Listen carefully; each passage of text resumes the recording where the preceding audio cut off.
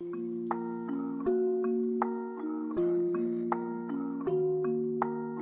since a baby, I've been trying to get away, trying to lock in the guap, trying to block with the pain. I'm a blind little boss, I'm on top of the game. I've been plotting a lot, now I'm tossing your bait. Yeah, my pops got caught, didn't lock them away. My mom fought hard, 5 jobs in a day. I'll be dropping the vibes, and I'm copping the pain. We out for the stars, so a tropical place. Ooh, yeah, I'm spitting it heavy, the mission is steady. Your bitch is a jelly, I'm ditching the petty. You're digging for pennies, I'm itching and ready. I open my heart when I listen to Shetty. I'm bold like a boss, but I'm little like Debbie. I know what your bros, I got richer than Getty. I'm holding the guap and I'm whipping the Yeti, yeah, Kari can play with advanced moves. I'm fucking my girl and her man too. I'm taking the ball like the Randu. My soul is the one that I can't lose. I soak up the sun like a sand dune. I'm holding up love with the bamboo. I'm rolling the blunt by the candle. Taking the game, running it back without taking a drink. Yeah, I'm the one and I'm making a wave. Rolling the blunt and I'm blazing a J. I'm escaping the brain, go straight for the cake. I'ma take to the bank, now taking a break. I'm made for the race, I pray for the day. I wake with a bake in the greatest state.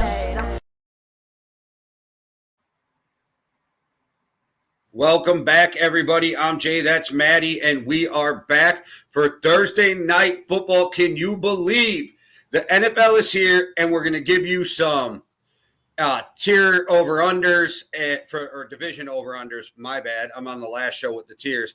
And talk a little Micah, Parsons, and Maddie. Was that a real back injury? Yeah, I mean, it actually looks like it was a real back injury, and Jerry Jones has been trading broken goods, which, hang on, like maybe Jerry's not a senile old fuck, although he definitely is, but, you know, he's trading broken goods, but lots to get through today. A broken clock is right twice a day, so maybe Jerry nailed this one. I mean, I don't know, but since we're talking about Parsons, we'll get to all of how I feel about Jerry in the trade. But before we get into it, Maddie, because I kind of went off, how was your week? And are you excited for the first Thursday night game of the year? Yeah, very excited. It's kind of a Friday morning game for me in China, 6 a.m. currently. But yeah, very excited about it. Good week. But obviously, this is kind of like the bookend to it. Don't love going up against the Eagles where we're 8.5 point dogs, if I'm perfectly honest. Week one is the time to catch them, I think, if you're going to catch them. Yeah. And we'll get onto that, but loads and loads to get through today. We've got the Micah Parsons reaction, obviously, because we didn't cover that in either of our tier shows because we were saving it for this. We've also got, obviously, the preview for tonight / this morning's game as well. And we have our NFC over-unders, so stay tuned for all of that for our best bets. We actually did all right last season. Like, we were pretty decent in best bets last season. I fell away towards the end, but was smashing it at the beginning. So I feel like tune in for loads of that, and we'll get around to it. Jay, I've been waiting since our last show to hear about your reaction to Micah Parsons because I feel like you were there to give me hope. So we ended the last show on you being slightly positive, leaning positive towards the Micah Parsons trade. So Jay, what's the bright side here for Dallas? Okay, so at first I was like, okay, this is one-sided. This is a Packers win on that. How'd you only get 2 first? I still have a problem with that, but okay. But you got Frank Clark, okay. But like, I don't know how you don't even get a 4th or a fucking 5th or like how you finagle. I feel like if Jerry would have did some more bidding against teams, but he really wanted the big guy in the middle. So I get that is what it seems to boil down to. But and your run game was fucking atrocious. So that's part of. We need the big guy in the middle. Yes. Like, so it's caused a massive problem. It's perhaps solved the need. Yes. And so here's where I think Jerry might have actually won this trade. And I know all of you, everybody's rolling their fucking eyes who listens to this, but just bear with me. So you get 2 first-round draft picks, which the Cowboys are notorious for drafting really well, okay? So I bank on Jerry hitting at least 1, maybe 2 of these, right? You fix the middle. It's probably not till next year because Overshown won't be in like full strength this year when he comes back. But coming in next year, you got Micah Parsons light in Overshown. So, yes, it's a drop-off, but is it a fucking $47 million a year drop off? That's the question, right? Like 47 million. If you literally think about this, everybody's predicting the Vikings defense to be really good this year. The whole fucking defense cost 48. The whole fucking defense cost 48. And tell me the last team that was legitimately one pass rusher away from the Super Bowl. We hear it, but when have we seen a team is legitimately one pass rusher away from the Super Bowl? And they're paying him quarterback money. I mean, he's making more than like fucking half the quarterbacks. Yeah, I do think with look, I do think this is a loss for the Cowboys, but I'm not right now. But you don't think you can win this trade? Yeah. You don't think with cap room that he's going to create free agents next year that you'll be able to get what you can never do? Oh yeah, I forgot about that. Fucking draft picks. And let's say you want to move up and get a quarterback. Now you got fucking ammo if you want to get out from Dak's contract, or if Dak gets hurt again, because Dak gets hurt all the time, and your best ability is availability, right? And again, you're paying Dak, and I'm not trying to be a dick, but Dak's somewhere between 10 and 15, and you're paying him top money. So at what point do you – or maybe Milton's the answer, and you can just stock up on other shit you need. I can see this being – you know, everybody says retool, and the Vikings were like, we're doing a competitive rebuild. I could see you guys do that right now. Yeah, so my opinion on the whole thing is last year was the year that the Cowboys had to, if they were going to go out and win, last year was the year that we had to go out and win, and the Cowboys looked like shit. Like, because Micah Parsons got hurt, Overshown got hurt, Diggs got hurt at some point, Bland got hurt at some point, and it's just everyone got hurt, and that was the year that we had to do it. And now the contracts all come in where we're suffering from the contract that we gave Dak. Micah Parsons will be massively overpaid, and trading him now means at least we get some draft picks for him. And, you know, people are saying you should have traded him before the draft. I'm not necessarily sure that would have been the right way to go. That would have been weird because you wanted to see if you could try and get the deal done. Like if the deal was doable for like also, a fee that was good enough. Let's not forget the fact that everybody past fucking pick like 12 was ranked as a second round pick last year too. That is not the draft you wanted to get up there. It was not talent. If you could have got up the year before, maybe I'd hear that. That was a loaded draft, but last year was kind of weak as drafts go, and I think that had a lot to do with NIL, and I think that'll all fix itself in the next draft or two. But I think it was a bad draft, and I think people are crazy because they're not thinking about the players. They're just thinking, oh, you could have got something for this year. Who could you have got for this year that you would have really, really wanted? Yeah, I think also with the NFL has this, the NFL not for long, short-term memories, all of that kind of stuff. It doesn't really lend itself to things like long rebuild and just saying, okay, for this year, the Dallas Cowboys are the richest organization in the NFL. Like they're just going to sit and they're going to make $1 billion this year. So really, they don't need to win a Super Bowl every year. I've seen this thing now. I genuinely think Jerry Jones is now not trying to win a Super Bowl. Jerry Jones is just trying to make as much money as possible. I do think that's it now. I don't think you're wrong, but why? He's like 80 something. Like why? I think he's been trying and he's not done it. So it does it. He's been trying and he's not done it. So he's gone, this doesn't really matter anymore. But what that lends itself to then now is like a long rebuild. Like the Cowboys need a total makeover of their roster. Their roster is too top heavy, and they need that roster. Now, I would have rather had the third draft pick maybe than Kenny Clark is 29 years old, which is not old. It's only 2 years older than me. And not really for the middle. Those guys play till they're 35. Yeah, he's still got some time there, but with that third first round pick, and you probably could have traded him. I also don't love trading him to an NFC rival who knocked us out of the playoffs last year. Don't fucking love that. Could have probably traded him to a worse team in the AFC or a worse, or even a worse team in the NFC got higher draft picks for it and probably got more compensation. But I do agree with you that he wanted to fix that person in the middle. But I think the Cowboys are in a rebuild, and they need to admit that to themselves.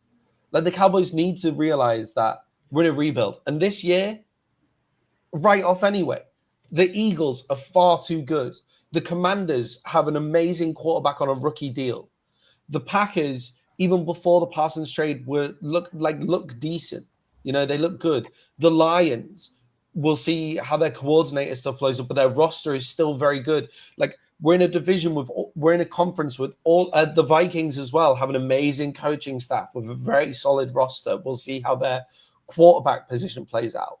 But we're in a conference at the moment where it's just filled with these super teams, and we don't have that depth of talent. There are holes in our roster, and we can't fix them with the two top heavy cap. And I think this trade, I think it's a shame that Micah Parsons isn't going to be a Cowboy for the rest of his life. I think that's very sad to see, and I'm more sad about that. But the actual process of the trade, I don't hate as much. It just means that the Cowboys are now saying, yeah, we're not going to win this year, and we're probably not going to win next year.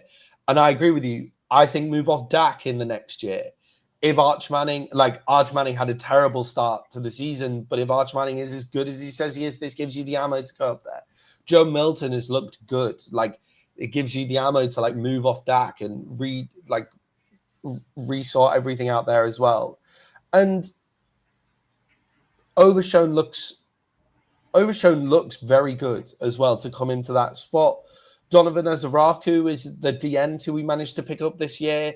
He looked great. I love that draft pick. He's probably my favorite draft pick that we made, Donovan Azaraku, as well, in the second round. Sam Williams looks like he's taken the step up in preseason camp. So I think our defensive end position should be fine. It's just not got Micah Parsons there anymore. And the other thing this has allowed us to do, it's allowed us to keep our cornerback room together with Bland and Trayvon Diggs. Now, we'll see how that cornerback room works without as much pressure from Parsons, because the reason that they maybe work so well is because Parsons has put them under pressure, but we will see. But Jay, thank you for making me feel better about the Micah Parsons trade and making me see the bright side of that. Well, the thing is, too, as a Vikings fan, we have a really good offensive line, so he doesn't scare me that much. Yeah, Micah Parsons should scare you. Like, it doesn't matter how good your I'm not offensive line saying that he's not a playmaker, but 2 years ago, I would have been pissing myself because of our offensive line, right? Like, so. Yeah.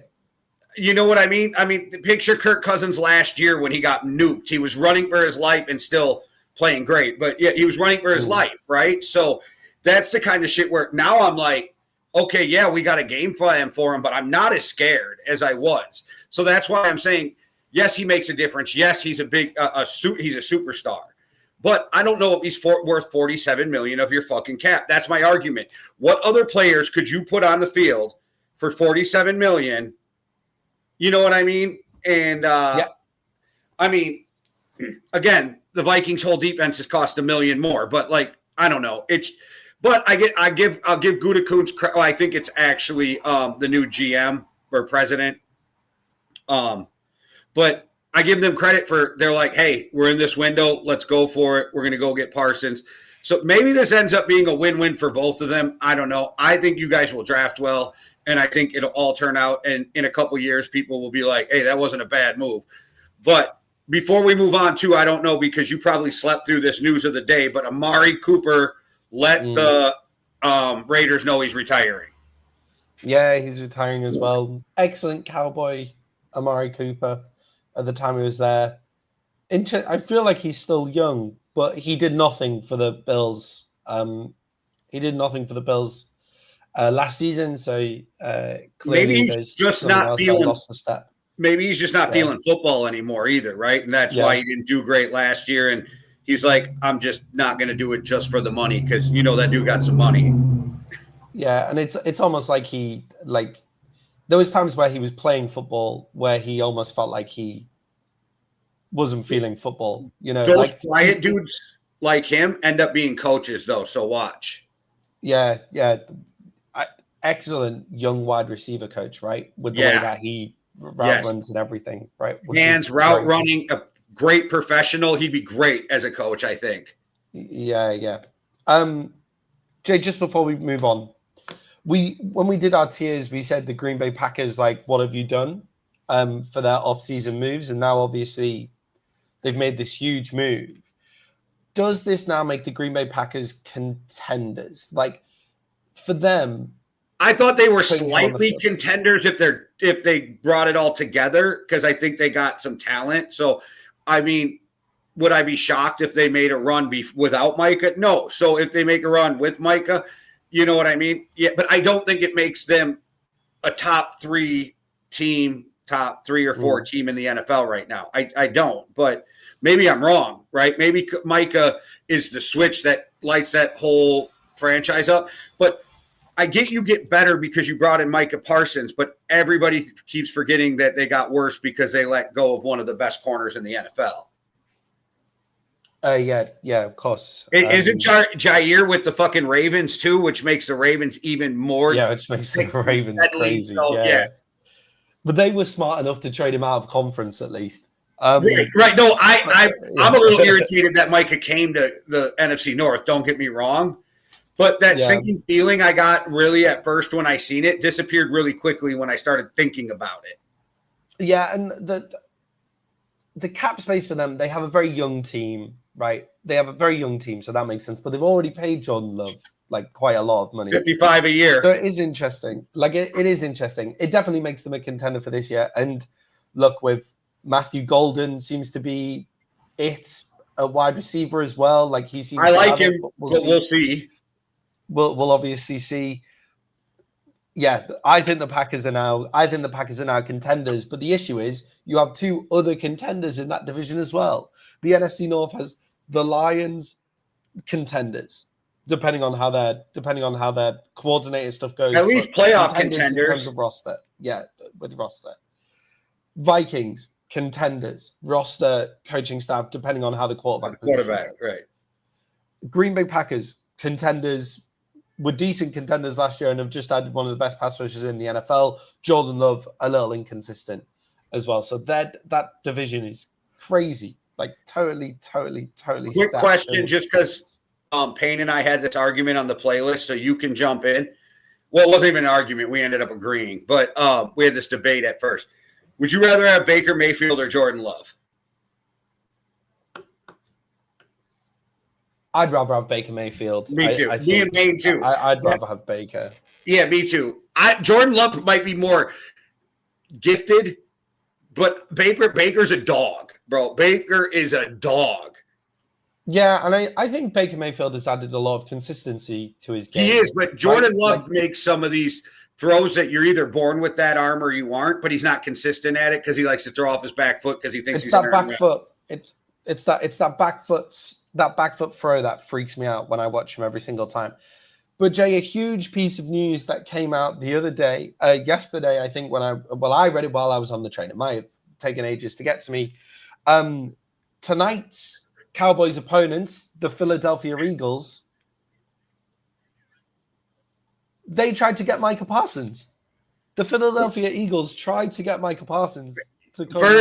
First, before I even get into that, you made it sound like we were still like fucking running mail on horses and then like shipping it overseas. You were like, it took so long to get to me. Like we don't have the internet. So long. Like 12 hours. Like if it took 12 hours longer to get to me in the NFL, that's way longer. They had to know that he was going to say no, but you're almost incompetent in your duties if you want him and you don't call and ask. Right? So what does a phone call hurt, right? Howie Roseman's like, maybe Jerry did go senile. Jerry, what you want for Micah? Click. All right, he ain't giving them to us, guys. Like, ain't nothing wrong with that, like, phone call. I get where it's weird, but you can't be mad at them for trying, right? Because that would have been the most Howie move ever. I need 3 first-round picks and Jalen Carter. Yeah, by week 7, that's what's going to happen. He's going to be a fucking Eagle, and they're going to have given up fucking 3 first-round picks to the Packers because the Packers season went in the toilet, and the Packers just bail on the whole Micah thing altogether. That would kill me inside. That would. Yeah, I know. That's why I came up with that scenario, because I wanted to slowly kill you on the inside. That was my goal. Yeah, that would be horrendous. The other team that I thought Micah, I think, like, surely, if the Cowboys went, look, we've got the Packers to the Pittsburgh Steelers. If they went, look, we've got the Packers on the phone. This is how much it's going to cost. 3 first-round picks and Cam Hayward. Like you get that. 2 first, a second, and Cam Hayward. Fuck, Yeah, exactly. Like, exactly. You start at 3 first in Cam Hayward, and then you work your way down from there. Because 1, trading him out of division. 2, Cam Hayward for this season. Like, Kenny Clark gives you more.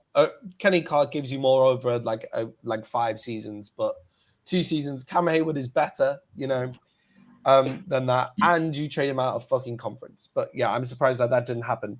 But Jay, into tonight's game, kicking off soon. What, an hour and a half? Yep.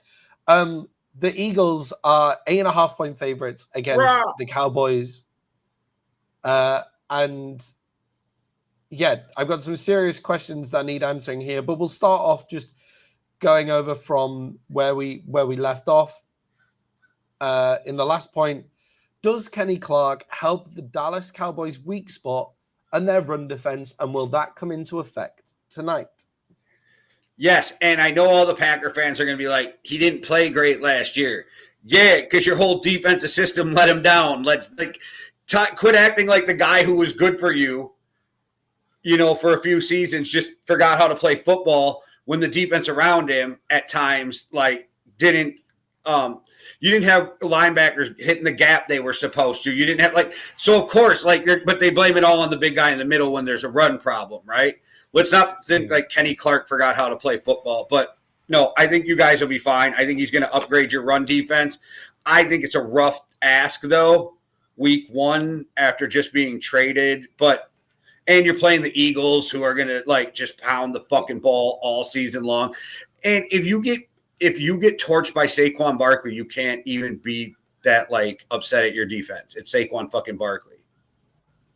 Yeah, exactly. And look, we needed a good defensive tackle for as long as we've been doing this show. We've needed a good defensive tackle. 5 years. 5 years now. We've needed a good defensive tackle. So yeah, makes a lot of sense for me. And to have Kenny Clark there, and it's just good to have someone in the middle who can anchor down the defense. But Jay, looking at the Philadelphia Eagles this season, I think I just totally forgot it was Saquon Barkley's first season in Philadelphia last year. It was his fucking first season in Philadelphia. Is Saquon Barkley in the Eagles' run game and just that offense in total, is it going to be better this year than it was? It should be. Is that possible? Another is it? Another year with the coordinator, another year. Yeah, it should be. Yeah, you go out, you win the Super Bowl with a lot of people in their first/second year with the offensive system that they're playing there. This next year is going to be better, right? And that's terrifying. That's terrifying to think of, because actually, offensively, the Eagles started relatively slowly last year. The Eagles' offense actually didn't really click well for huge periods of last year until the playoffs. And Saquon Barkley clicked immediately because he's fucking Saquon Barkley. But will Saquon Barkley get more yards this season than he did last season? And will the Eagles' offense just look even more like a juggernaut this season than it did last season? I feel like that was some DL Hurts hate for some reason, but okay. Didn't mean to be. You're like, nobody clicked but Saquon. They're shit, but nobody clicked but Saquon. And no one clicked but Saquon until the fucking playoffs, and that's all that matters. I don't know. Jalen Hurts had a solid season. All that matters. I don't know. Some haters out there. I feel like Hitman and I have to defend Jalen Hurts to the death sometimes. I'm not criticizing Jalen Hurts there. I think he's going to be great this season. I'm worried about him tonight, to be honest. Are you worried about Dak?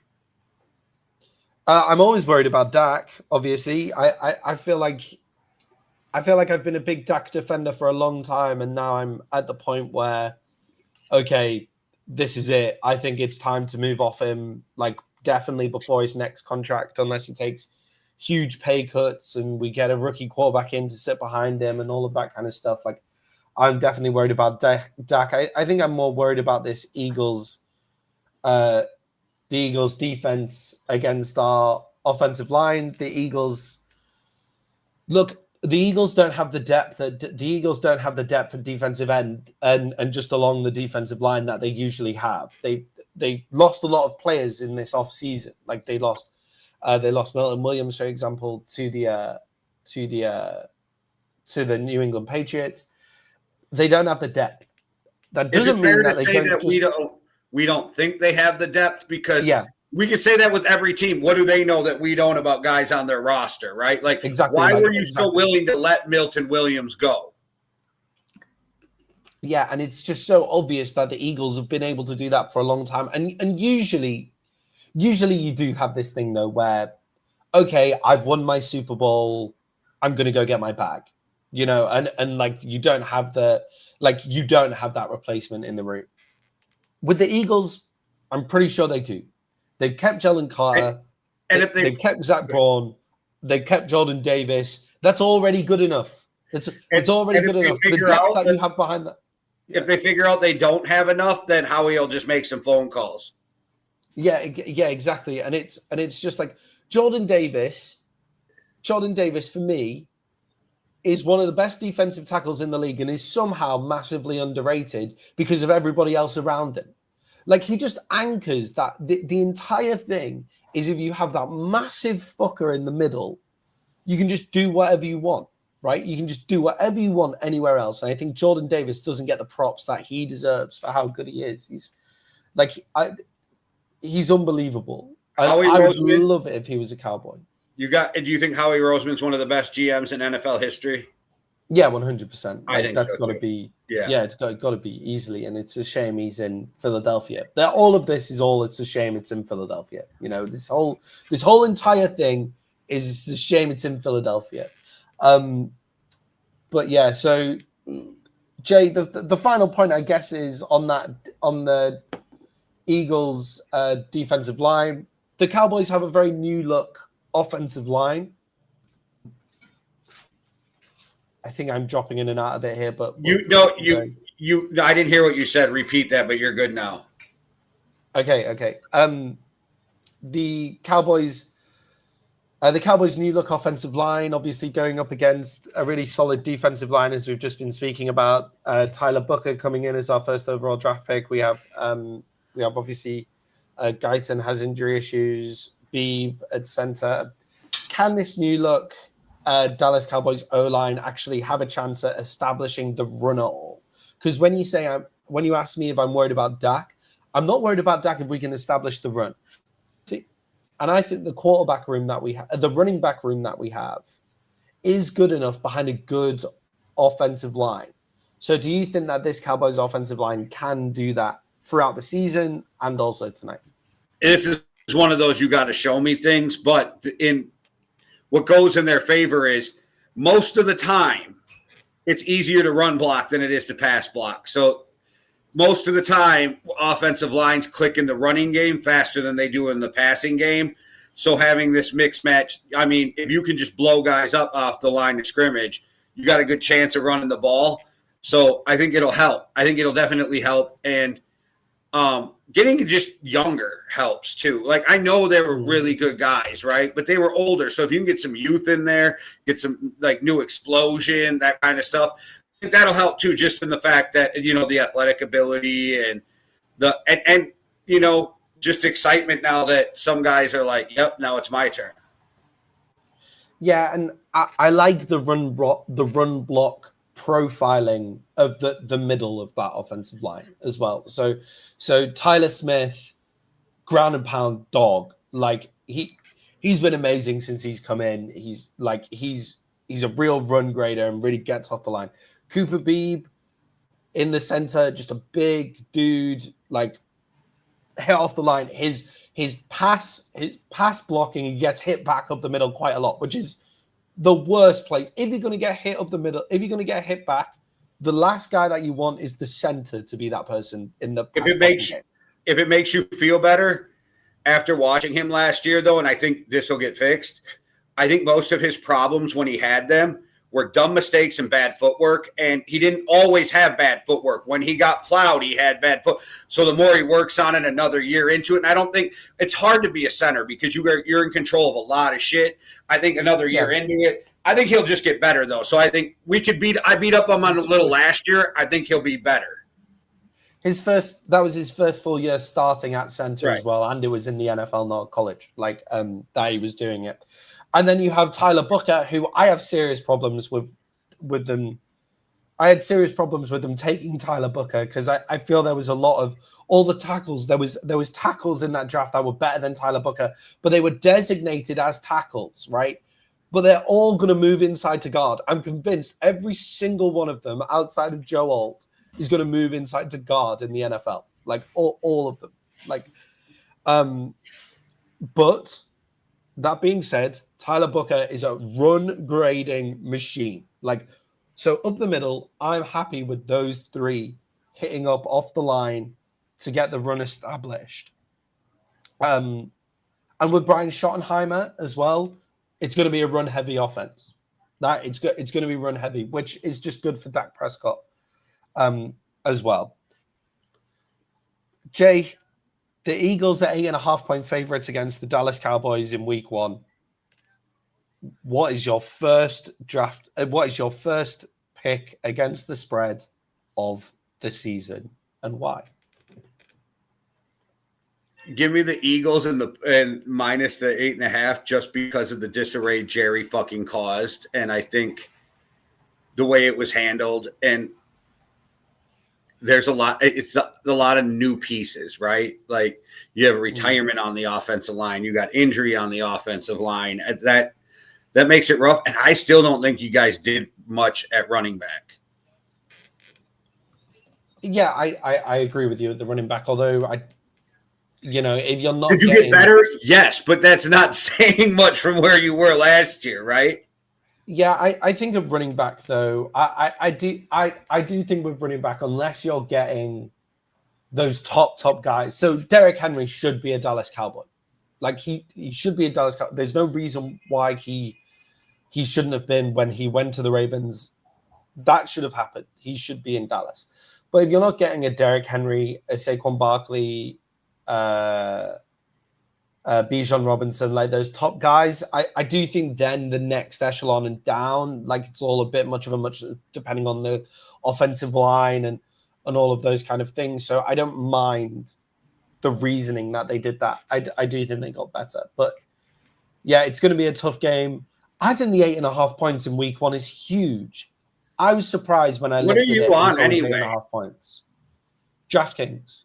I'm on DraftKings and it says 7.5 right now. So they're trying to get you. Must have dropped.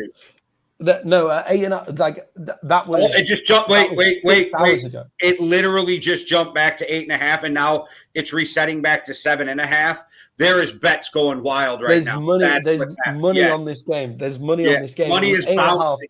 People are so excited that we're going 8.5, but people are so excited the NFL is back. They are loading bets up because it's literally changing real time on my phone right now. What I expected happened is that it was kind of a more sensible number, and then the Micah Parsons trade came in, and everybody goes, "Okay, the Cowboys are blowing it up, and it's time to move on." The Cowboys are blowing it up; they're about to get home. I think what'll happen is the Eagles will be up by 3-6 points going into the fourth. I think it'll be close, and I think they'll get a garbage time score or two at the end and put it away. I think that's what'll happen because you guys still have talent. So what happens is the talent ends up getting beat down over the course of a game, right? And then when you're thin, it shows at the end of the game. So I don't think you guys are talentless. I don't think you guys are winning 4 games this year. You know what I mean? But it's just, I think that at some point, new players and lack of your stars and stuff is going to run thin at the end of the game. Yeah, for me, I'm going to put the Cowboys 8.5 because week 1. You know what? I'm changing. We didn't lock shit in. I'm changing. Give me the Cowboys. Because that's a lot of fucking points for a week one. Eight and a half week one division rivalry. Yeah, give me the Cowboys plus 8.5. What about things that we always talk about? Things like Super Bowl hangover, like all of that kind of stuff. Like 8.5 is a lot. I think the Eagles are going to win this game. I think they'll grind it out. I don't think they'll blow us away. The Eagles didn't really blow teams away last season until the very end of the season either. They just win football games, which is what the NFL is about. So yeah, give me the Cowboys plus 8.5 as well. We'll both take the Cowboys plus 8.5 there. So Jay, that's the business of tonight sorted. We're done for the business of tonight. And we've still got like an hour and 50 minutes to go before the game starts. We won't take up all of that time, guys. Don't worry. But let's chat some NFC over-unders so we can get them in the books, get our predictions done and ready before the start of the NFC season. We'll do the AFC over and unders on our Sunday pregame show. So come and watch us on Sunday if you've enjoyed this pregame show. Watch us on Sunday for the NFC over-unders as well as all the best bets for Sunday's games. But let's start in the NFC North, Jay. And we've got the Detroit Lions, which have on FanDuel an over-under of 9.5 wins. Who have you got? What have you got there over under 9.5? I got them at 10 wins when I went through maybe 11, right? Because I do think there's a fall off, but I still think they're super talented. And maybe like that season they started 0-7 and then went 8-1 or whatever the fuck it was. You remember that crazy season? Yeah. Dan Campbell took over the fucking play calling. So if they go bad, maybe he just snatches the play calling from his new offensive coordinator and says, fuck that, I'm calling these plays again, right? But they have a lot of talent. So, I mean, Amos St. Brown didn't stop learning how to play football. And you know what I mean? Gibbs is another year in the NFL in that system, going to be more of the guy, and he's electric. And Jared Goff doesn't get the love he fucking deserves. I don't know why. Like, he gets zero love. And it still stems back from all the bad rap he got in LA of like McVay telling him what to do before the play clock and all of that shit. And I'm like, this guy's been in the league a long time now and he's proved it over years. So there's no way they're going to be trash. You know what I mean? Every team who plays them has to be like nervous, like, fuck, this team could beat us. So I think they get 10, 11 wins easily. I wouldn't be shocked if they end up with 12, but 9 would shock me. Aiden Hutchinson comes back healthy as well. Obviously led the team in sacks despite only playing about 5 games last year, 7.5 sacks. I don't love sacks as a stat because so much other stuff can pressures me more. Like the sack pressures me more, but with Aiden Hutchinson, like it made the context right because he was the only person getting pressure on that defensive line as well. So the fact he was also getting 7.5 sacks, as well as being the only person who was making the pressure, is really impressive. So yeah, I think we're both going on the over in that one. Jay, the Green Bay Packers with Micah Parsons coming in now have an over under of 10.5. What have you got there? I thought the Packers were probably a 10-11 win team. And I did say when we all had the group chat, Mike is probably good for +1 a season, which is a lot for $47 million. Even if he's +2, that's still a lot. So, but give me the over. This is a tough division, and there's going to be a lot of splitting in the division. But I think they're really good teams, and really good teams figure out how to win. And I'm not saying great, guys. I know people confuse really good. I get beat up in the in the groups sometimes when I'm like, yeah, they're really good. And they're like, nobody said they were great. I didn't say they were elite. I said they were really good. That means they're going to be a playoff team. Yeah, and also, like, I do think people forget how many games we play in the NFL now. So, like, for the Packers the Packers would need to lose 7 games for this not to come in. So they need to lose 7 games. It's not. That's actually a better way to look at it too. Yeah, like, it's a better way to look at it. Do you think the Packers will lose 7 games this season? So that would be they would have to lose all their games in division, for example, and then one other game. That's not going to happen because the Bears are there giving them 2 as well. They could split with the Lions. They could split with the Vikings. I mean, it's not like they'll split. Yeah, I'm not ridiculous. I don't think the Vikings have a lock on every game. You know what I mean? So exactly. So will the Green Bay Packers with Micah Parsons lose 7 games? I'm going to say no. So give me the over. I like how you put that, though. That was a good way to look at it. Yeah, I think with some teams it's helpful to say. With some teams it's helpful to say wins, and with some teams it's helpful to say losses. Yeah, like do you think the Chiefs are going to lose 7 games? You know what I mean? Like it's like I think the Lions are more likely to lose games than the Packers are. Like I think the Lions are also weirdly more likely to win games than the Packers are. Like the Lions' ceiling is much higher than the Green Bay Packers. So like the Lions could just be like with a much lower floor with the coordinators and the way things go. So with the Lions, it makes sense to just talk wins. We're almost acting like these coordinators can't coach and we've never watched them. So like we're doing a disservice there. And how much do they stray away? Do they keep Ben Johnson's system for the most part and just tweak it? We don't know. A lot of that kind of system stuff, when you change the system, a lot of it affects the first half of the season. And then the second half, you get like the second half, you either have improved on it and are implementing your own stuff, or you're now too removed from Ben Johnson and it gets much worse. But the first half of the season, you're just using Ben Johnson's system anyway. So like that's where they'll probably be. Jay, the Minnesota Vikings are at 8.5 8.5 wins. You've got to imagine that that's just predicated on the fact that nobody knows what JJ McCarthy's going to look like, right? I get that, but like they won fucking 7 games with fucking Mullen, fucking Jaron Hall, and the Pastronaut. Like, how the fuck do you not think that Kevin O'Connell can just like coach them in to 8 wins?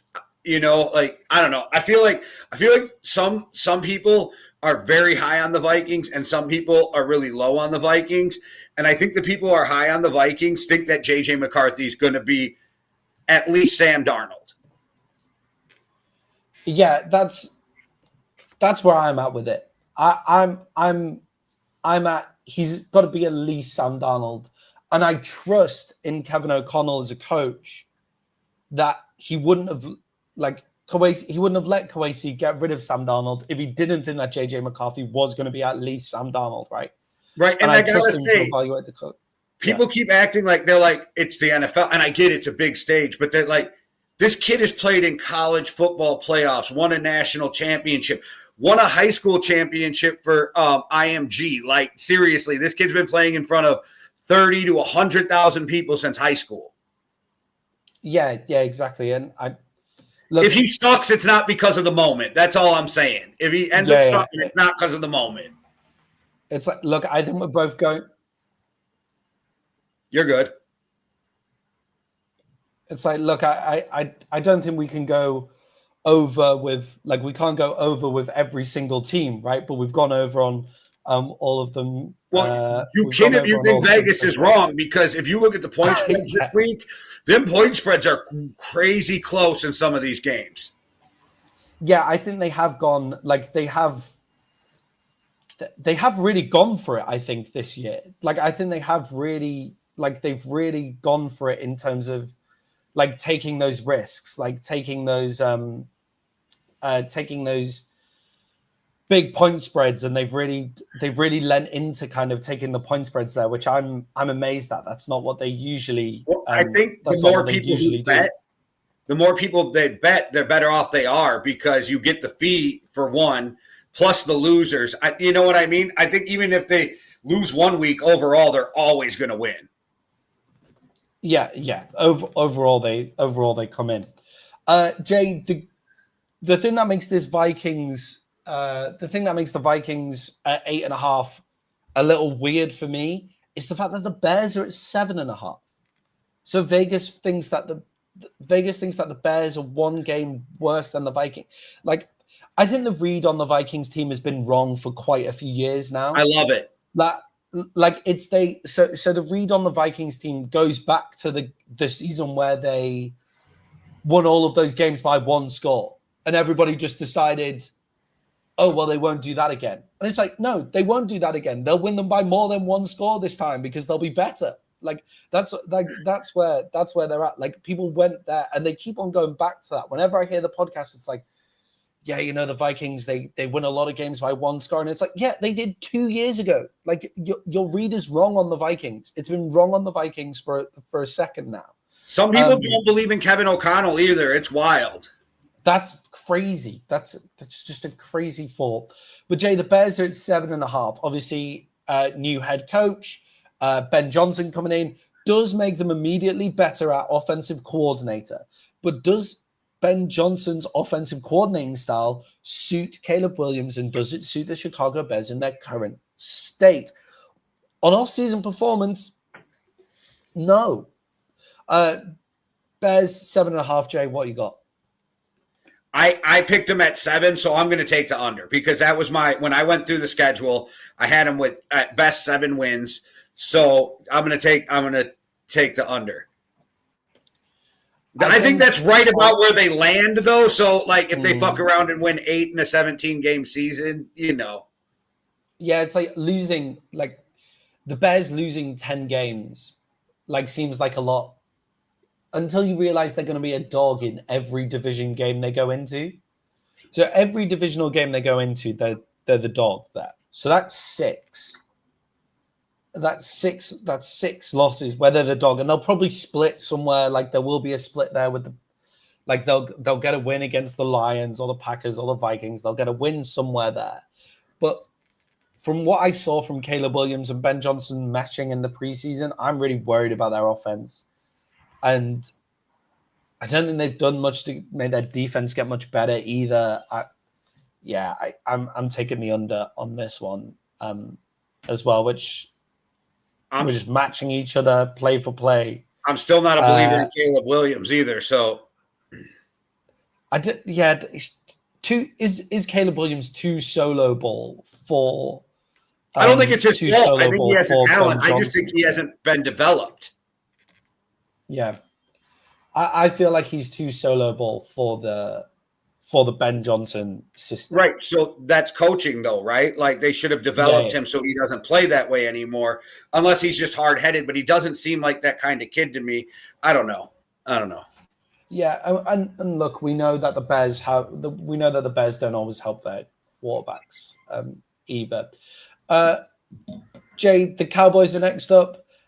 Same over-under as the Bears at 7.5. Obviously, they've got playing tonight to get their, hopefully for me, get their first win. We'll see. But 7.5. Jay, we spoke a lot about the Cowboys already and their upsides and their downsides with Micah Parsons. But over the course of a season, do you think they'll lose 10? You'll still be in the playoff talk in week 16. Maybe 17, and maybe you slip into the playoffs. So I got you at about 10 wins, so that's an over for me. Yeah, I don't know whether I have us at 10. I'm a bit closer to this 8, 9 realm than that, but I do think people have forgot that. The Giants are going to be ass again. Yeah. The Dallas Cowboys have Dak Prescott, has the potential to be a top 10. You got a top 5 receiver there, too. Anyway, like any given week, Dak Prescott can play top 10 quarterback football, and he can play it sustained over the season. We've seen him do it. We've seen him be in MVP races. We have CeeDee Lamb, wide receiver. It was only a few years ago I had him in the top 5 all season. Yeah, exactly. So you have CeeDee Lamb at 1 wide receiver. You have George Pickens at the other wide receiver. Which I keep forgetting about that, too. Yeah, those two complement each other so well as well. 2 very different types of wide receiver. And Dak isn't afraid to wear the ball out. This offensive line, although losing Zach Martin is huge, and I think a big deal over the course of the season, I do think a lot of it is like Cooper Beebe is 1 year better. Tyler Guyton, who's good to go for the opener this week, is 1 year better as well.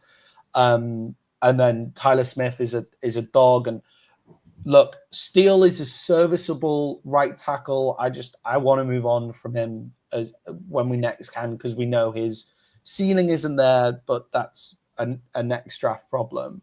that offense is already decent enough to carry them. Not to mention then the cornerback room as well. Overshown eventually comes back in this season.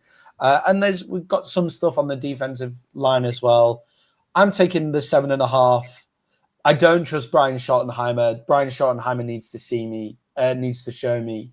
But I'm going to take the over on that one as well. So we'll both take the over there on 7.5. You're too close. You're not. That defense is not going to be as bad as you think. And I forgot about George Pickens, which just helps even more. So, and no knucklehead is ever a knucklehead his first season with a new team. Yeah, and look, we had knuckleheads in Dallas. No, that's fine. Like in Dallas, you know that Bill Parcells always said, the Big Tuna always said, you can have one knucklehead on the team, not two. Yeah. Well, yeah, got rid of one and brought in another, I guess, here. Jay, the Philadelphia Eagles tonight, the other team tonight, 11.5 over under. That makes them that gives them the highest under over in the NFC. We put them in Super Bowl bound in our tier lists. Who you got? That's a lot of fucking wins for an over under. It really is, but I think they win 12 or 13 games, though. So give me the over. But I feel the least confident on this pick out of all of them, just because 11 wins on a rough season still gets them in the playoffs, and then people could be in trouble there. Yeah, and I think with the Eagles, look like they better not have a Super Bowl hangover. Yeah, right. But when we've seen these juggernauts in the past. So these juggernaut teams that you just see are just stacked everywhere. They blow teams out, but then they also have a chance to lose in them. So the Lions, for example, over the past couple of seasons, when things don't click, they do lose that game. They lose that game when it's in the fine margins. The Eagles are almost the opposite of that. The Eagles don't care about blowing you out. They just care about the wins and loss column as a juggernaut team. And for me, that gives them at least 12. So yeah, I've got to take the over as well. We're going to have to start disagreeing at some point.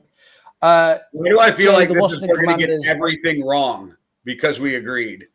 Yeah. I know. I know.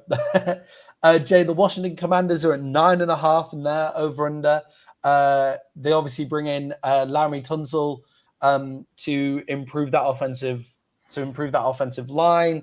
Jaden Daniels is 1 year on, but that 1 year is his sophomore year. So second year breakouts times have happened, but a lot of the time it's a sophomore slump. Where have you got the Washington Commanders?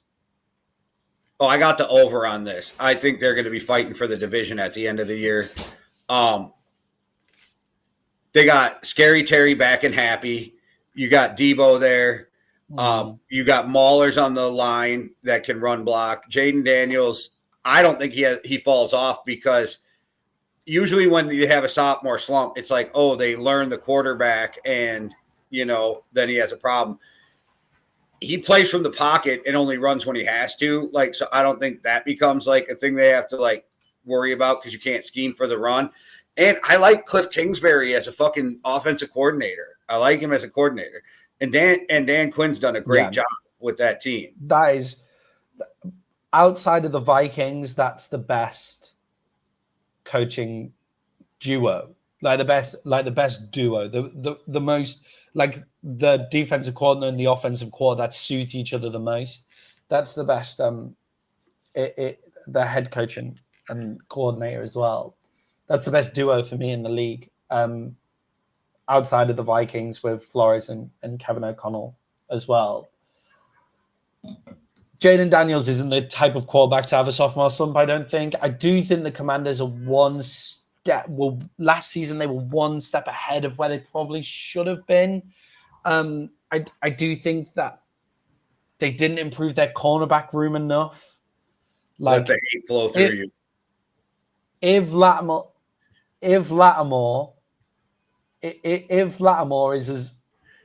is the step off that he looked like he was for a lot of last season, and it's not just the fact that he's coming back from injury, it's just the fact that he's old, their cornerback room could be a serious problem. However, best coaching duo in the league, best quarterback in the division. As you say, Scary Terry's back there. Give me the over on the Commanders as well. I was trying to talk you into that under. I was like, I was my Star Wars reference and everything. Yeah. Let the hate flow through you. I just I don't know with the Commanders. The Commanders and the Giants, I just don't have the same hatred as I do with the Eagles. Jay, talking about the Giants, their over-under is at 5.5. The Giants here. See, I was hoping to be able to hit an under there with the Giants. I was like, okay, we'll hit an under because we've just gone over on basically everybody outside of the Bears. But 5.5 with their defensive line. Like, I know what. Everywhere else on the roster, you're worried. Jackson Dart looks like he might be starting for them to start the season off as well, and he looked good in preseason. You also have Malik Neighbors there as well. What have you got for 5.5 wins on the New York Giants? Give me the under because I have them at 4 or 5 wins. So give me the under. They're going to be asking themselves if they should draft a quarterback next year. That's what they're going to be doing. Oh, really? You did no confidence in Jackson Dart? Even if he's okay looking, you win 4 or 5 games and you're drafting in the top 2 or 3. You got to be questioning that, don't you? At some point, hey, do we take a guy here? Do we stick with Jackson? I think that's where they're going to be when it comes to – because I think he'll show flashes of being good. I don't think he's going to win them games. And as good as Malik Neighbors is, they're not one wide receiver away from a fucking good team. You know what I mean? And I think they're going to get murdered. I think the offensive line is just going to get the run killed and get Jackson Dart killed. Yeah, I think with Tyron Tracy back there, he looked good last year. Dayball's not that guy, bro. He just proved he's not that guy. Yeah, maybe Dayball's just not that guy. He's a better coordinator. Maybe it's almost like he's not the quarterback whisperer. He just had Josh Allen. Mike could be, Mike could be on that. That's for sure. Jay, I'm going to take the over on this one. I think that offensive line room. I think the 5 games made you nervous. Weakness. That's what I think. The 5, because you were thinking that's about what they're going to get. Low. How many wins do you think they have? 7? I think the line is 5 or 6. I think the line's about right, really. Okay, see I was close too. I'm 4 or 5, so it was close for me too. But I'm like, fuck it, I'm going to under because I wouldn't be shocked if they won 3 games. See, this is where Vegas make their money. They're just right on every single one. They just hit the line on every single one, and then you're screwed, right? Jay, the Atlanta Falcons are apparently an 8.5 win team here. Give me the under. Oh, sorry, I jumped the gun. according to Vegas, Jay, what do you think Vegas's rationale is on that? Do you think it's to do with Michael Penix being better? What have you got? I think it has a lot to do with their division too. Yeah. I want to pull this game up quick though because the point spread is one of those that fuck me up. Okay. The Bucks are only favored by 1.5. See, I think there's a lot of disrespect. What do they see? Yeah. And I like Michael Penix, but it's really his first year starting with a full season. He looked rocky at times last year, which is fine. I'm not taking a shot at him for that. But, I don't know. And Bijan Robinson is good. He's really good. He's not great. He's not like Saquon Barkley or what Aaron Jones used to be or what Christian McCaffrey used to be, right? He's not those guys. Yeah. So I'd take Gibbs over him. I think he's good, though. Don't get me wrong. I ain't me shitting on him, but can he carry the whole team? I don't know. And they got decent receivers. Can we see something from Kyle Pitts? I'm kind of banking on Kyle Pitts and Penix having a connection in fantasy football. So I don't know, but I think, yeah. I still don't see them being I see them losing 10 games at least. Yeah, I'm really surprised by that on the sorry, I just saw I'm just updating everybody's over-unders, and I just saw the 49ers one. We'll get to that.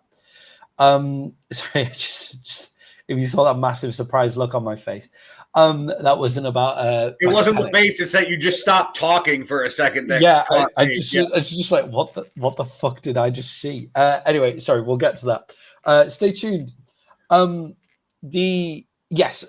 Michael Penix, it's got to be the fact that they think that Kirk Cousins was the problem there, but I'm still surprised that Kirk Cousins is there.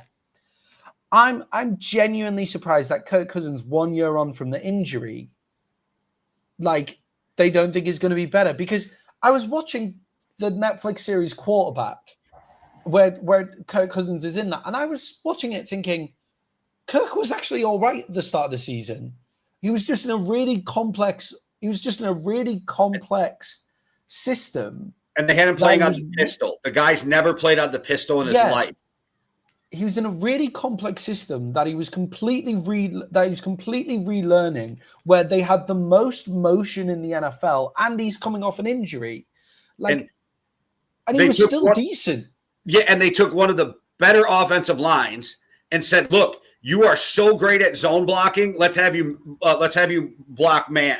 And then halfway through the season, they put Penix in, and then they start zone blocking again. It made no fucking sense. Like the whole thing was fucked up. And Kirk, I know Vikings fans are like, "That's what you get for leaving," like blah blah blah. I'm not that guy, because it's like we don't get some of the players we get in free agency if Kirk doesn't walk. We got fucking a great fun year with Sam Darnold.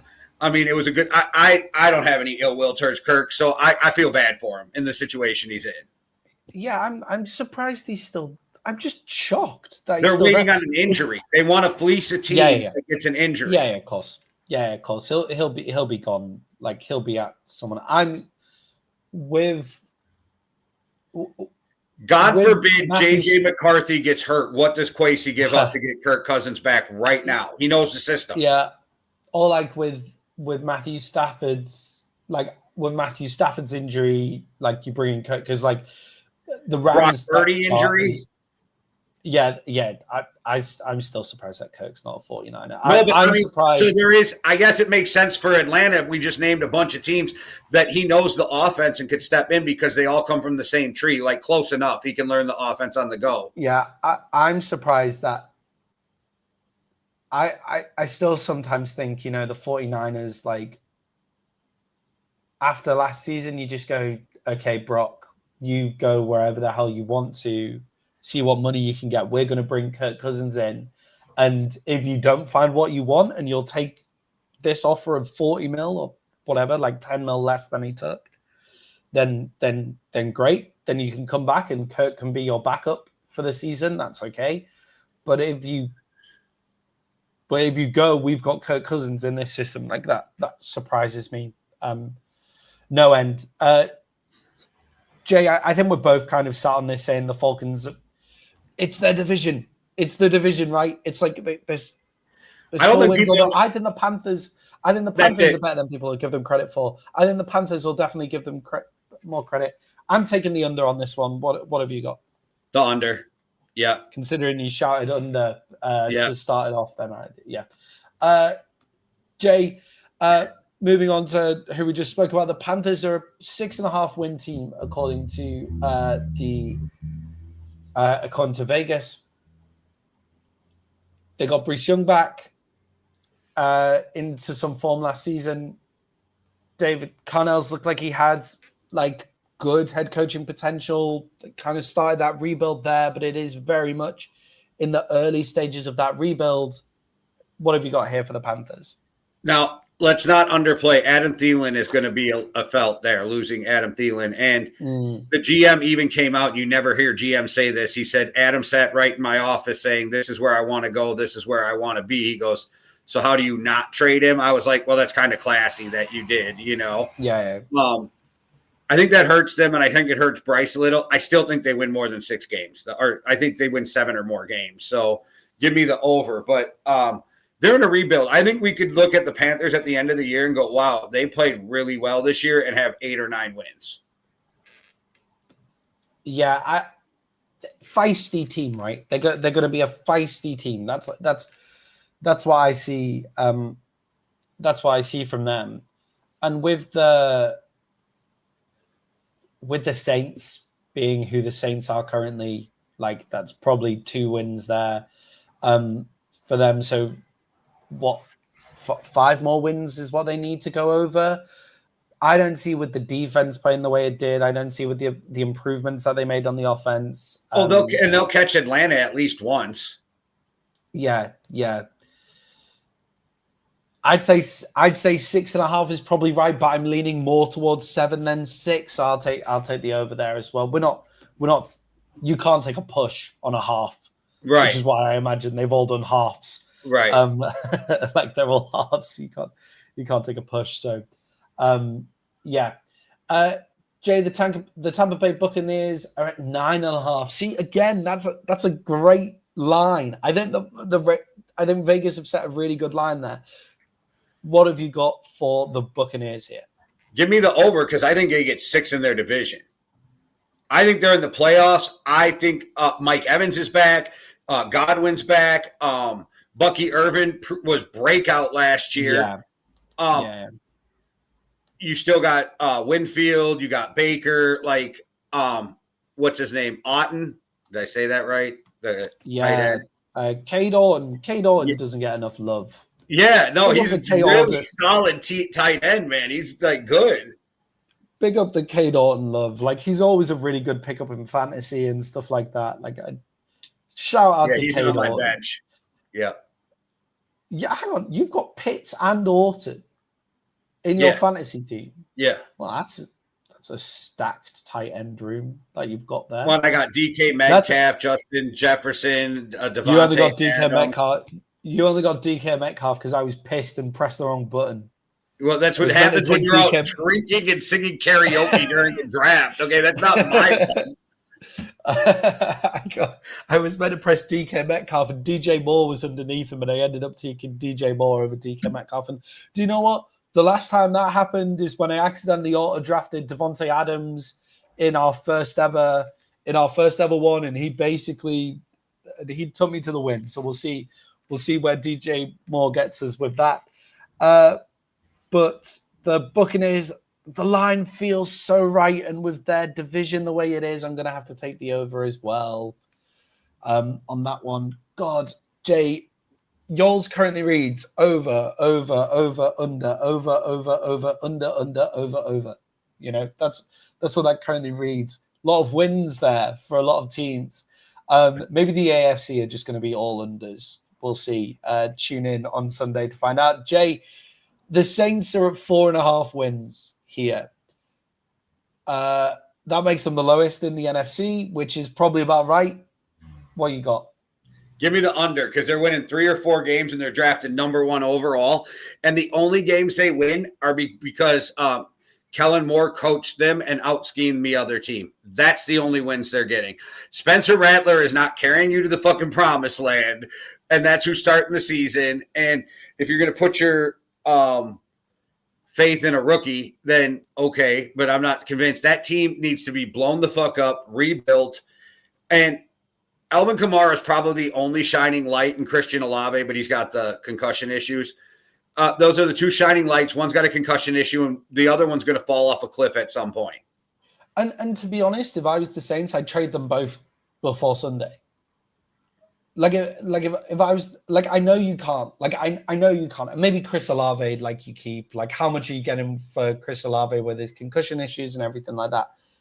But if I'm the Saints, by the time you rebuild this team, Alvin Kamara will have aged out. He may have already. He's never been a workhorse either. He's never carried the full load. Yeah. Never. Yeah, but by the time this rebuild happens, he'll be out. So you may as well get the draft picks now. Even if it's a third, a fourth or fifth or whatever, just get whatever you can for him, because actually those draft picks is where you take the running back anyway now. So you can get younger at running back, and I'm surprised he's still there. But yeah, they just need to completely rebuild. The weird thing about the Saints is for the first 2 weeks of the season last season, they were the best team in the NFL, and then they fell off a cliff as their O-line got injured and those kind of things as well. And their O-line is back. Their O-line is back now. Like their O-line is healthy. Do it, Matty. Talese Fuanga is in there. Cesar Ruiz. Do it. But well, no, because I'm taking the under as well. There has to be a team that only gets like 2 wins, right? Every year there's a team that gets two or 3 wins. There has to be one, and it's the Saints. And it just looks like it's going to be the Saints. But they're just a weird team. They've been a weird team forever because they've just willingly put themselves in cap hell for the past 5 years. Unless it's the Browns and they end up drafting a quarterback. That was okay. Forget it. That was just a shot at there. But it has to be 2. Like there's 2 from each. There's usually 1 from each conference that are vying out for the first pick, and it's usually about 2 or 3 wins that they've gone for as well. Jay, we come to the suspense of the 49ers over under. They are apparently joint second favorites to win the NFC, according to Vegas, at 10.5 wins. The San Francisco 49ers, when they currently have more crutches than wide receivers in their wide receiver room. And they're currently aged on offense and on defense and soon to be in cap hell. But Jay, what have you got for the 49ers on 10.5 wins? What I got from the 49ers was Jordan Mason for a 5th and a 6th round pick swap. That's what I got. That was a mad trade, by the way. Yeah. Okay. So, yeah, that fucking steal right there because he's going to dude, Aaron Jones is going to start, but he's going to get more carries. Yeah. But I give me the under because I had them at like right around 10 wins, and I could see them losing more than they win more. I have faith in that coaching staff and with Robert Saleh back that they can coach them to 8, 9, 10 wins. So I had them right around 10, but I'll take the under. I just don't think they have the healthy players in the building. And the NFL, so the NFL website, which is why I'm getting these over-unders, I'm getting them from the NFL and they get them from FanDuel. But what they've put is if the Niners were healthier, their projected win total would be higher. It's kind of as simple as that. Hang on. You think the healthy 49ers are better than the Philadelphia Eagles as well? No. They're just simply not. Are you worried about their receiving core, though? Because they got Jennings and they got, is it Parson, the kid who got shot in the chest? Ricky Parson. Yeah, Parson. Yeah, so they got 2. But it's not just their wide receiver room, though, is it? It's the fact that, like, you got Christian McCaffrey has a huge injury problem. Trent Williams can't play 17 games in a season. Their entire defensive line doesn't play all 17 games in a season. Like that. Are you doing it? Like they're an injury. The under by a mile. Like I'd be tempted by a 7.5 for the 49ers. I can't with you right now. I just can't.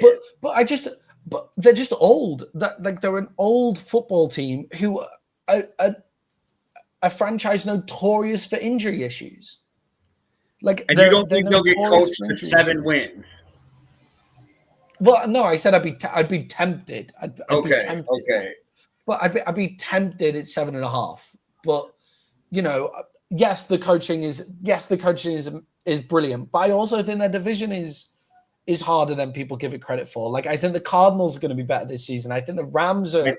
Well, I'd be tempted to play Russian roulette for $1 million, but I still wouldn't do it. Yeah, fair enough. Okay, Jay. Moving on. Their whole division. Hang on. The whole division has huge over-unders. Oh yeah, there's love for the West right now. They love the NFC West. Yeah. The Rams are a 9.5 win team, according to Vegas. Jay, what have you got here? Matthew Stafford ruled as healthy to start week 1. So I think I said this before, even though we have the Eagles in the Super Bowl on our tiers because it made the most sense, my pick is the Rams. I think the Rams are going to the Super Bowl. So give me the over. Like, I think they're fine. Matt Stafford is the toughest fucking guy to ever play in the NFL, maybe. What's interesting about the Rams is they could go to the Super Bowl and still only get like 9-10 wins in the regular season. Like, I think the Rams are one of those teams where it's like, I don't think you make the playoffs in the NFC with anything less than 11 this year. Yeah, maybe. But with the Rams, they're a team that I look at and just go like, in a one-off game, I'm always worried about you. Across the season, like it'll even out, but in a one-off game with Sean McVay coaching, Matthew Stafford at quarterback, Puka Nacua another year into being like a top wide receiver in the league. The offensive line looks like it's Devontae Adams. Still a bit up and down. Devontae Adams now there as well, which is like, that is Puka Nacua and Devontae Adams is just a tasty. That's like, better than him and Cooper duo. Kupp. I don't give a fuck what anybody says. That's a better combination than him and Cooper. Yeah, and then also very importantly, they're probably two of the best rookies in the NFL on the defense, or on their side of the or on the Rams as well from last season, and they're going to be a step better again because they're a year on. For me, Jay, it's an over for the Rams. I think they're a 10-win team, a 10-11 win team, 100%. Hall of Famer to future Hall of Famer. Stafford to Adams. Yeah. Jay, our penultimate team in our over-unders, and before we check out and go start getting ready for the game tonight, the Seahawks are 8.5 wins in their over-under. This is obviously after moving on from Geno Smith and bringing in Sam Darnold. They also move off of DK Metcalf and bringing Cooper Kupp. They also move off of Tyler Lockett as well, but that obviously includes Jackson Smith and Jigba moving up the depth chart, which is probably about right. Anyway, Jay, what have you got for the Seattle Seahawks? Barely over. I think they win like 9 games and miss the playoffs. Yeah. Their defense was young. Has been young for the past couple of years and just seemed to be getting better and better. Did you look at their schedule though? It's brutal. It's horrendous. Yeah, so I don't know. I think it's a lot to ask of a whole new offense pretty much. Yeah, I agree. Jay, I'm actually going to take the under on this one. I think they're going to start the season slow and then they're going to start the season slow and then pick up into it. Is that our first disagreement? I saw our first. We had no, we did have one other one. There you go, the Giants. I've gone over on the Giants. That's right. You were showing the Giants some love. Showing the Giants some love. But yeah, I'd take the Seahawks on. I'll take the Seahawks on the under on that one at 8.5. I think slow start to the season probably ekes out about 8 wins. I think the line is just very good for them. And Jay, to finish off, the Arizona Cardinals are an 8.5 win team according to Vegas. Kyler Murray another year off the injury. Who have you got? Give me the over, and you can book 11 wins. 11 wins for the Arizona Cardinals. Yep, they're going to be fighting for one of those. They're going to be fighting for the wild card spot at the end of the year with 2 teams from the North. Yeah, I always think with the Arizona Cardinals, I get into some sort of honeymoon, like some deep love second team phase with the Arizona Cardinals every year. And this year is the year I'm the most confident that they're not going to be really inconsistent. I'm confident in the Cardinals' consistency.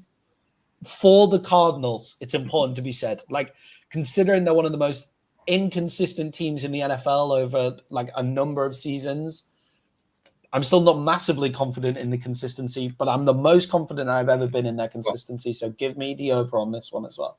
And I think they got the right coach. I think they made the right hire. Yeah. And I credit Pat McAfee for this because they really beat it home about this topic. But the Cardinals stepped up their game while taking care of their players and their players' families. Now they no longer have to pay for their meals. The families are taken care of. So I think it's good. I think that when you do that kind of shit, the players just feel better. They're fixing up their workout facilities. I think that helps. I think that helps the culture when it's already going in the right direction.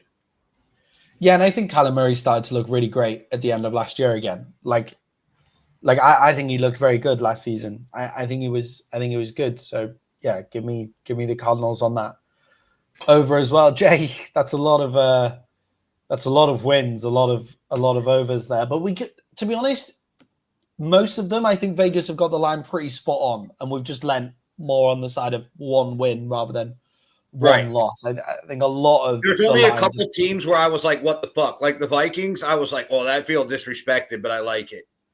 Yeah, for me, I was like, the Vikings seems off and the 49ers seems way off to me. But I guess I'll be proved wrong once again on the 49ers, which is always good to happen. Yeah, but you lean towards like, this is the year the 49ers are going to fall off, and sooner or later you're going to be right. Well, what was their record last year? I feel like I was right last year because they all got massively injured. No, like, yeah, they're 6-11. The 49ers went 6-11 last year, and they're more injured. They're not more injured. Everybody was injured last year, but okay. Everybody is injured this year. It's the San Francisco 49ers. They're all injured all of the time. Anyway, Jay, fun first preview game of the year. Guys, come and join us on Sunday where we run through the bets against the spread of every single team in the NFL, and we'll see if we can fit in the AFC over-unders in that one. Maybe, we'll have to. Maybe we'll do the picks quickly beforehand. I was going to say, maybe we'll just pick them and not tell you why. Yeah, maybe we'll just pick them and we'll just quickly run through them on the show. Like I'll make a graphic and we'll put them on the screen. So we're locked in on our picks, so we can either look like geniuses or jackasses. Yeah, because it's not fair after one week. You know, like 1 week, you've already got to read on the over under from that. So, yeah, okay. Jake, send us out like you always do. All right, everybody. Thanks for watching. Make sure you hit the like and subscribe if you haven't. One of the best things you can do for us is to share it. So please share it and check out. I know we were always sports, but we got Winging It and the playlist now on Yankee and the Brit, and it's been a lot of fun on Winging It. Not only is the show fun, but the comments in itself are a whole nother level of fun. So come join us and jump in the comments. All right, guys, I hope you enjoy football. One world, one love. Deuces.